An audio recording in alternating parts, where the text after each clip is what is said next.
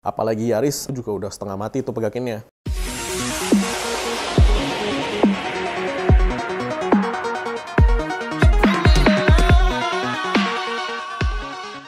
Hai Lovers, baik lagi dengan saya Dokter Mobil. Kali ini di Stabil Toyota Yaris. Tim saya sudah memilih beberapa pertanyaan-pertanyaan yang memang cukup bagus untuk direview. Kalau Anda mau bertanya tentang seputaran mobil-mobil Anda harus komen di bawah ini. Cuman komennya yang lengkap, mobil saya apa, tahun berapa, matic manual, bensin apa diesel gitu loh, terus problemnya apa. Dijelaskan secara rinci sehingga kita juga mencoba solving problem Anda itu juga lebih enak. Karena kita dokter mobil, kita bekerja berdasarkan data, bukan dukun mobil. Kalau dukun mobil, nanti saya terawang dari sini. Nomor 1, Hari Purnomo. Kok mau tanya dong, mobil saya Yaris 2010 Matic.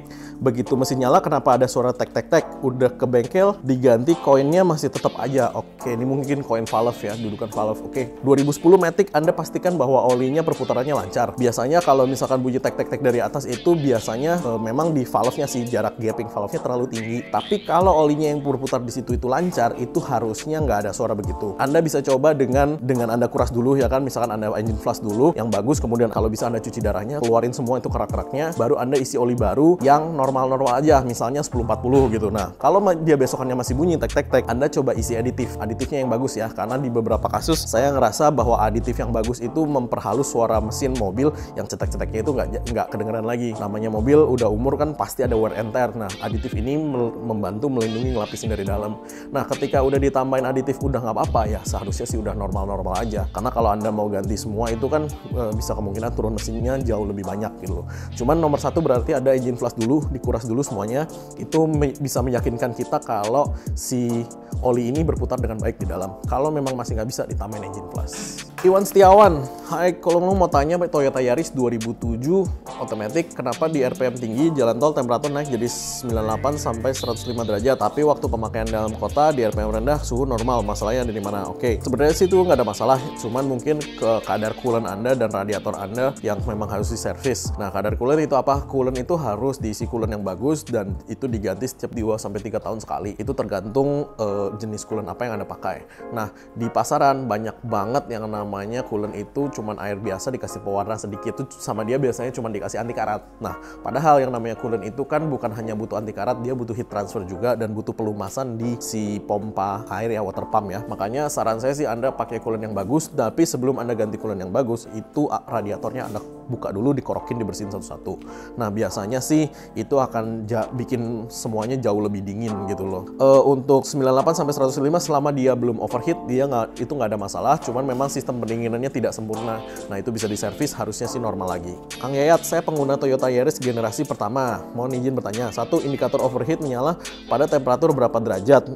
Masih ada jarumnya kan ya, kalau nggak salah ya, jarum overheatnya. Kalau masih ada jarum overheatnya ya biasanya di setengah ke atas itu udah indikasi mau overheat, itu jangan diterusin, dan itu biasanya ada sesuatu yang salah gitu loh. Kalau misalkan jarum yang benar itu di setengah turun sedikit, itu biasanya benar. Cuman untuk di temperatur berapa derajat, setahu saya sih dia di atas 105 derajat. Di atas itu baru dia nyala. Nah, radiator fan menyala mode high speed, AC menyala di temperatur berapa derajat? Oke, kalau pada saat AC nyala dia langsung nyala on full. Soalnya ini nggak dikasih tahun gitu loh. Saya juga nggak bisa tahu apakah ini yang sudah ada Western-nya atau yang belum ada Western-nya. Oke lah, kalau cuman saya berasumsi bahwa ini nggak ada Western-nya, berarti ketika Anda nyalakan AC itu seharusnya kipasnya itu sudah bekerja full gitu loh. Nah, untuk di temperatur berapa derajat dia nggak peduli, karena ketika Anda nyala AC itu kipasnya udah pasti nyala. Nah, suhu mesin cek di awal 30 menitan, OBD 96, lalu turun ke 91, setelah lama perjalanan terkadang 97, 98. Seperti ada gejala fan tidak nyala. Apakah normal? Oke, saya kasih tahu dulu. Kalau fan Anda nggak nyala, saya jamin langsung overheat, itu udah pasti. Apalagi Anda jalan pakai mobil dan Anda nyalain AC ya kan. Begitu Anda nyalain AC, Anda jalan 30 menit aja, saya jamin langsung overheat. Kalau sampai 97, 98, balik lagi, coolernya Anda jangan pakai air biasa, pakai coolant yang bagus dan radiatornya diservis. Nah, itu biasanya akan lebih bagus. Nah, selama dia belum overheat atau belum ada indikasi overheat, berarti tidak ada sistem yang rusak, tapi hanya tidak sempurna gitu loh. Jadi jangan dikira-kira, oh iya saya kan pakai coolant ini. No, Anda harus tahu bagaimana caranya Anda mengecek coolant itu bagus apa enggak. Nah, di video-video saya sebelumnya kayaknya udah banyak deh gimana caranya ngetes coolant itu bagus apa enggak, dan coolant yang bener-bener coolant itu seperti apa. Nomor 4, Fadilah Triadi, All New Yaris TRD 2016. Speknya volt stabilizer, ECU ignition booster. Rencana saya mau ganti coil racing dan remap atau piggyback pro. All new Yaris, iya bisa remap itu. Goalnya memaksimalkan pengapaian dan kelistrikan agar tenaga maksimal, tidak peduli dengan konsumsi bensin. Namun katanya ada efeknya, yaitu top speed berkurang namun akselerasi nambah. Oke. Kalau top speed berkurang dan akselerasi nambah itu biasanya sih pengaruhnya dari remap ya. Karena kan gini loh, kita kan hanya bisa mengeluarkan 100% dari si engine itu, tapi kita keluarkannya di RPM berapa. Kalau Anda drag terlalu ke depan, berarti di RPM rendah Anda dapat torsi yang besar, tetapi di RPM atasnya bukannya top speednya berkurang, nyampenya lama. Nah, ketika kita geser ke middle, berarti kan di middle naiknya cepat, top speednya sedang, teman torsi di bawahnya juga sedang.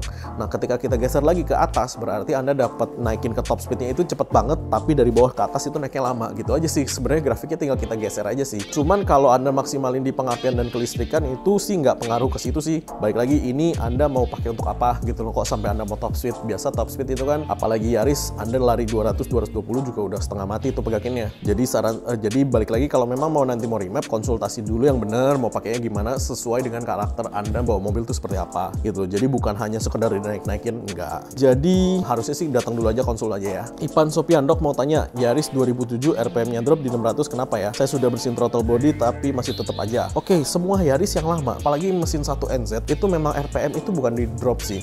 RPM itu sekitar 600 sampai 750 itu ketika dia idle. Dinyalain AC baru dia naik sedikit. Nah, selama dia nggak pincang itu berarti no problem, karena memang dia idle-nya termasuk rendah sih. Tapi balik lagi ya, Anda nyalain itu tuh sembari Anda nyalain AC. Jadi Anda tahu nih, selama dia nggak berebet itu nggak ada masalah. Oke, Al Kasimir mau tanya dong, mobilku Toyota Yaris Matic 2011 pakai Pertamax. Setelah aku ganti knalpot kok agak boros ya. Berencana mau pasang resonator racing bla bla bla, standar racing, apakah pengaruh buat BBM? Ya pengaruh lah bro. Namanya lu ganti knalpot yang lebih gede, flow-nya lebih gede, otomatis angin yang masuk juga lebih gede, sehingga si oksigen sensor ini baca dan dia akan sembur bensin lebih banyak lagi. Cuman memang saya kadang-kadang bingung, Anda mau kenceng jangan pikir irit. Kalau Anda mau irit ya belum tentu nggak kenceng sih, cuman nggak akan sekenceng kalau Anda maunya top speed kenceng gitu loh. Karena Anda konsepnya kan mengganti knalpot. Kalau ganti knalpot berarti kan Anda mengganti airflow yang keluar, otomatis yang masuk harus sama yang keluar. Nah, kalau yang masuk lebih banyak airflow-nya, otomatis si BBM juga lebih boros. Gitu aja sih konsepnya, sebenarnya sih simple. Jadi kalau Anda mau kencang ya udah gitu loh. Bisa sih diiritin, cuman pasti jadinya nanti nggak enak. Faisal Ical, saya punya Yaris 2013 tipe E manual 145.000 km pakai oli Prima XP 20W50. Apakah bagus untuk mesin mobil saya? Enggak.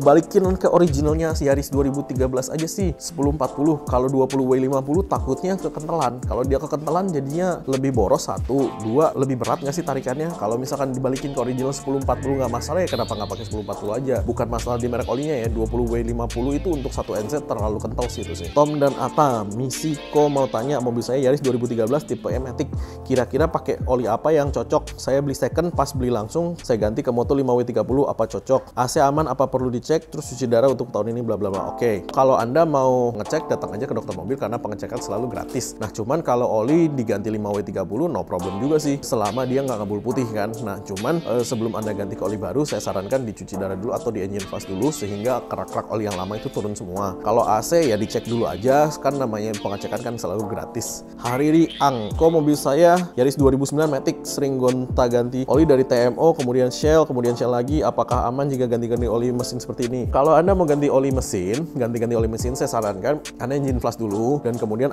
oli filternya Anda ganti. Kenapa? Kalau misalkan oli mesin itu berbeda merek dasar, berarti kan dia memakai jenis base oil yang berbeda nih. Nah, base oil yang berbeda itu biasanya nggak mau nyatu gitu loh. Nah, kalau Anda mau ganti-ganti oli seperti ini, saran saya Anda engine flush dulu dan filter oli harus diganti, dan Anda pastikan di dalam situ bener-bener kosong baru diisi oli baru. Kalau enggak, nanti oli barunya nyampur sama oli lama, biasanya dia misah. Nah, kalau dia misah ketika mesin itu panas, nanti ada yang berkerak dan ada yang enggak gitu loh. Itu kan jadinya jelek.